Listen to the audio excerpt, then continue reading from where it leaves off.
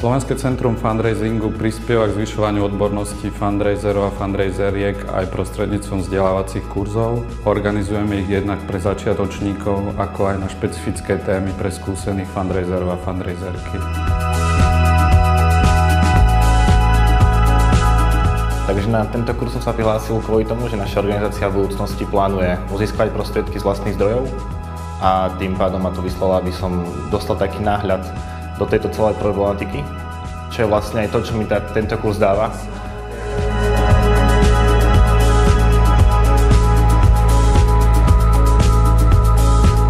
Aj keď mám už určité skúsenosti s fundraisingom, tak ma zaujímalo, aké sú novinky, aké sú nové trendy